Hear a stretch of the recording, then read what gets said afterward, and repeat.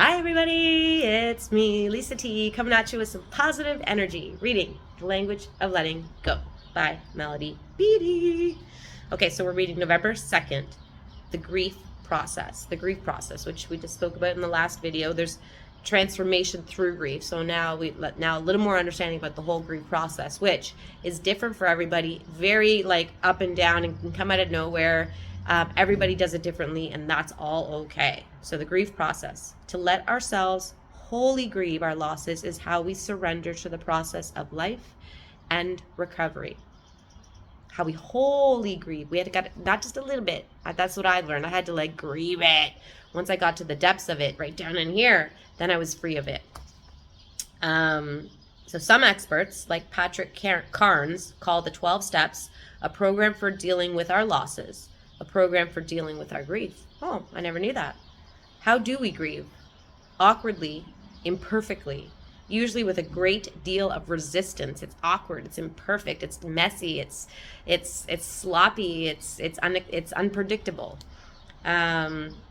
Usually with a great deal of resistance. So, but we resist it because, like, who wants to feel those crappy feelings? But guess what? Once you feel them, they're done with, and then you can rise to the next level.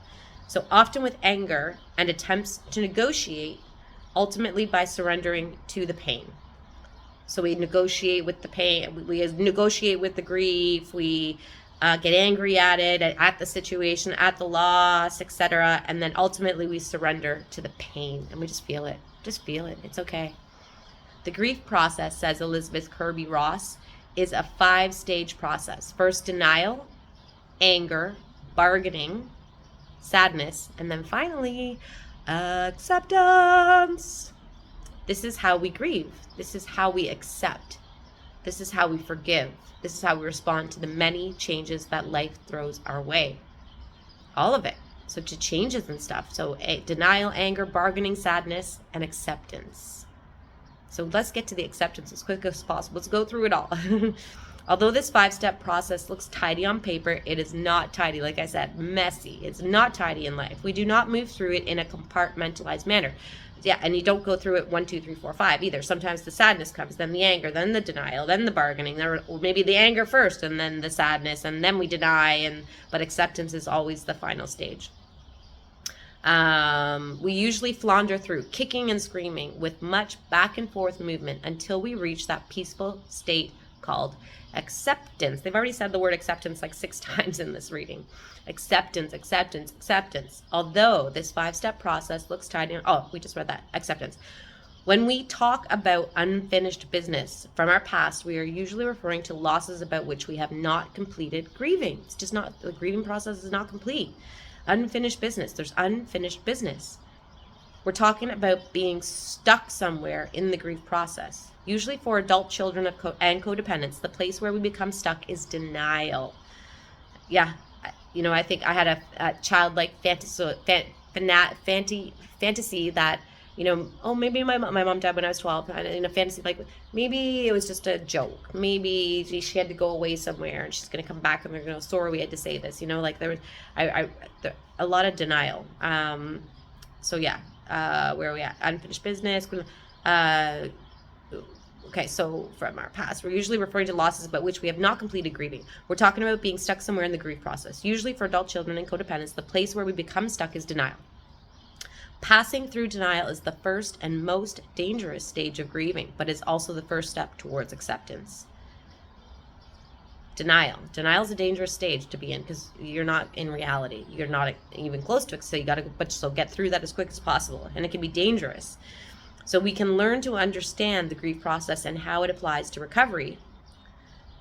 Even good changes in recovery can bring loss and consequently grief. So it's like, even, the way you used to be, that's a loss. Or, your college years, if you screwed them up, you might still be having to grieve the loss of that, loss of a childhood. If you're like me and had to adult up, with a loss of a parent, or you had to start taking care of yourself really early, or figuring life out on your own very early, then you maybe lost some childhood piece, and you maybe have to grieve that. It's changes. So even good changes in recovery can bring loss and consequently grief. We can learn to help ourselves and others by understanding and becoming familiar with this process. Just become familiar with this process. Understand it. Oh, it's grief. Oh, it's grief. There's a loss there, so this person's experiencing grief. We can learn to fully grieve our losses, feel our pain, accept and forgive so we can feel joy and love. We got to do that so we can feel joy and love. We got to feel the pain, accept, forgive, grieve, all that stuff of the stuff in the past. Do that so that we can finally be free and have joy and peace. And love. Feel it. Feel the joy and peace and love. Here's your prayer for today. Today, God, help me open myself to the process of grieving my losses.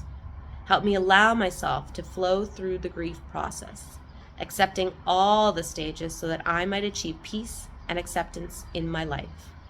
Help me learn to be gentle with myself and others while we go through this very human process of healing. Healing! Love it! Thanks for watching, everybody. Please hit that subscribe button. Give me a thumbs up. Let me know you're on the journey with me. I love you all. So grateful for you. It's all okay. It's all okay.